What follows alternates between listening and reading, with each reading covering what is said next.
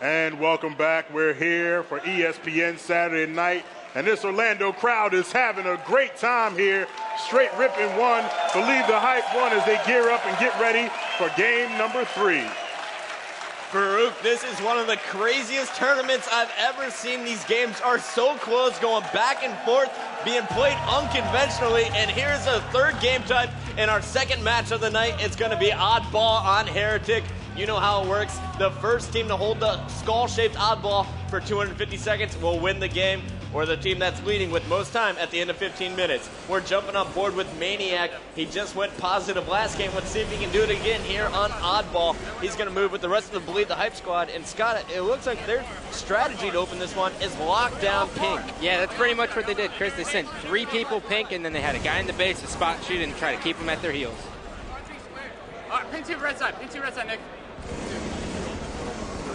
And Might Warrior with the nice 4-shot taking down Maniac out of pink too. We're going to sit on board with the Believe the Hype squad though.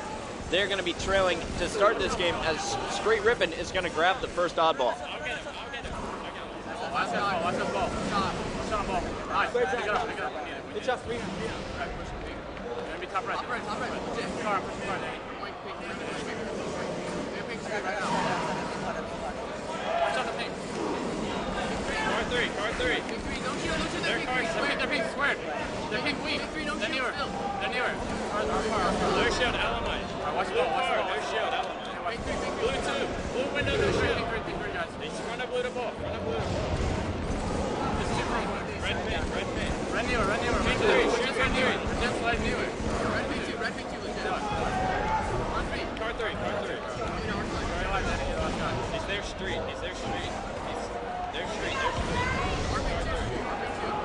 Car 3 right now. Watch this slide. This slide. Red car. That's not a push, guys. Go here. Phoenix, one shot. And Kirby, last guy alive, one shot. One dead. 3v3. He's dead, right? Red one. Bottom center. Red Gandhi, Tom. Red car. Car 2 weak. Big one weak, Steve. Where's the out? Red one to pick us out. 2 guys, red pink. Maniac's 1 shot. Red street, 1 shot. Cloud. He's still red 1. Still ready light, weak. Ready light, 1 shot. 1 shot, ready light. 2 guys, red demons weak. Just get 3 guys, red pink. Pink 2. Watch out, pink 2. Watch out, pink 2. Another one red pink. Another one after that, Kyle. Pink 2, guys. Big one, 1 shot. Grab ball. Watch car.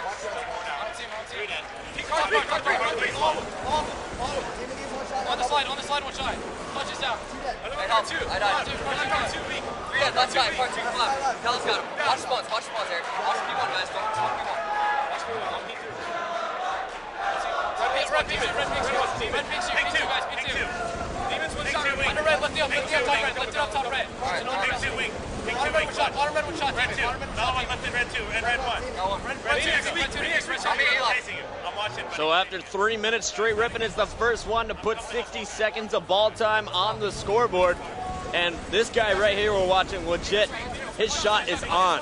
And he is angry, Chris. And they're doing a great job at controlling this ball. You see him keep them in the base, and as soon as the other team spawns, you see 3 members of Str8 Rippin just charge, and they let the ball guys sit there and just have their support. And we're going to sit on board with legit for 1 more life. And after that, I want to check out what the Believe the Hype squad is doing. They were just able to steal the oddball from Snipedown and take it over into the blue base. Slide. Watch the slide. 2 dead. We have to go before they spawn. Shoot slide. Blue Kirby. Red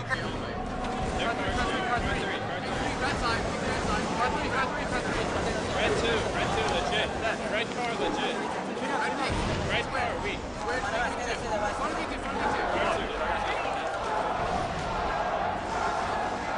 Top wood.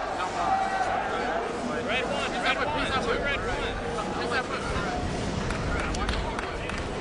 Red pink, slide down. Pink 1, slide down, Down the middle, red pink again. Balls 1 shot. Pink 1, he's gonna come to ball.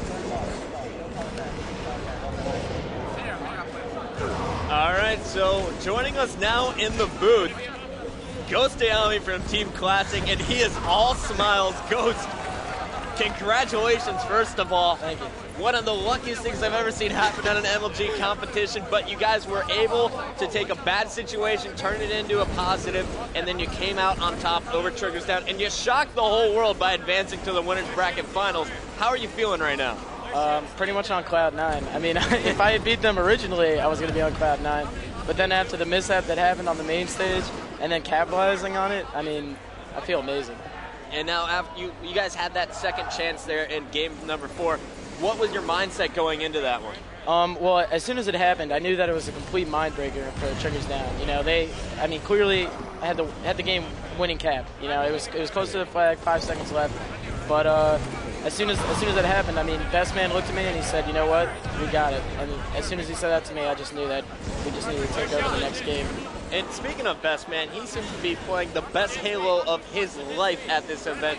What has it been like with your teammates? Why is Classic seeing so much success early on? Well, last event we didn't really land at all, but luckily in front of this one, we got to land against Str8 Rippin, the team on right now. So a lot of practice with there, and also just I kind of just tried to teach them a ton of the screen watching, and just pretty much communication is the key to winning the game. And right now we are checking out as Str8 Rippin is leading about 40 seconds here over Believe the Hype and Oddball. Now game 3, always a crucial game. It gives one team the advantage, 2-1 either way. What can we expect to see in this matchup here between Believe the Hype and Str8 Rippin? I know you know both of these teams really well. Yeah. Well, I mean, I would say that mid-chip ball, that Str8 Rippin was definitely not too great going into this tournament. Maybe we were the better factor, but I mean, currently right now, it looks like Str8 Rippin definitely, you know, bettered themselves from mid-chip ball. I don't know if they went over their videos or what, but they definitely got a lot better at it. And who would you rather play tomorrow? That is the big question here. You know you have to play the winner of this match. I mean, if Str8 Rippin wins, then they're probably going to look at it like they got it easy tomorrow. So, personally, I'd rather play Believe the Hype just because, you know, they're just like us, trying to fight their way to the top. So, you always want to play the lesser of the two. But at the same time, it was nice playing Str8 Rippin at the land, and I wouldn't mind playing them tomorrow. All right, right now we're checking out there. Believe the Hype finally has a little bit of a setup. Maniac holding on the oddball. Great protection from Cloud on the carbine side of things. But you're a pro player, one of the best pros we have here in the league. Tell me, what is the key to winning this new game type, Heretic Oddball? Well, it's much like Lockdown Oddball. You pretty much start, you know, across the map, and you want to make your way to the other side of the map towards the ball. But the main mistake that many top teams make even is that they don't wait for the teammates. Commonly in Halo 2, you know, you said push with me pink. You know, I had Gandhi by my side, and me and him would run pink. And you don't really have that. Someone saying pink 2, one shot, that doesn't mean, you know, push with me. So it's really the communication factor that is the key to this game type. And you guys really seem to have some of the best communication that we've seen so far this event. What was that all about? Has Classic always been a talking team, or is that something that you came in and helped train them to do better? Well, they definitely had communication before I got there. I mean, that's what made them such a strong team to begin with. But thankfully, since they were definitely all selfless players, you know, you got Chig, the Rising Star, and Soldier and Best Man, you know, really just grinding every event. So, you know, when I went to the LAN, I just tried to pretty much force as much communication that's key. You know, like, let's say Blue Needle's going pink too, like Cloud just did. You know, as long as you're just, you know, pretty much really specific with your call-outs, you'll be successful. Right now we're watching as Believe the Hype has just taken the lead here, 107 to 102. All 3 members alive here for Str8 Rippin are stuck in the red base. Now, Eric, not to cut you off, Chris, but now, Eric, when you have the ball in the other base and you kill them all, what do you prefer to do when that team's spawning in the opposite base? Would you rather swarm them or would you rather hold back? I think that we'd rather hold back because, like I said previously, a lot of the top teams really don't have that communication of, hey, push pink with me.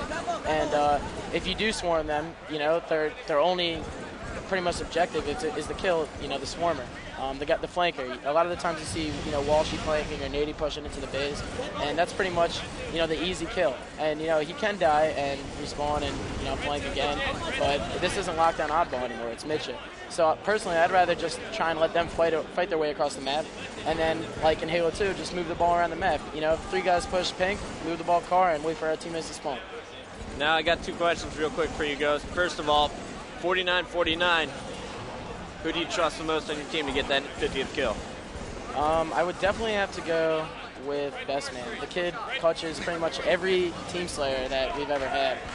He just goes into overload mode, whether it's flanking, Rocket Bridge against Instinct or, pretty much just getting any clutch kill. He always does it. And now I have a gut feeling on this one. I think this series is also going to go to a ridiculous Game 5. Who of these 8 players is going to get that 49-49 final kill? I would have to go with Tsquared. The guy wants it more than anything in the world, and when he gets momentum, he's just unstoppable, and especially with Elamite and legit supporting. And that is the most roundabout way I could ever get to just asking you who do you want to watch in this game, but I did it. My goal has been achieved. We're watching Tsquared from Str8 Rippin, and right now the team is losing by about 45 seconds here. What does Str8 Rippin need to do? Because believe the hype, they're really just running this ball away, and it looks like Legit's finally going to get it over at the blue base. I think that they just need to wait for each other a little bit more. You see them, Tsquared's pushing car sub by himself. Hopefully this is a successful flank, but at the same time, they could be coming behind him. And they just got 4 dead here for Believe the Hype, so what is now the key to set up? They have the ball over in the blue base.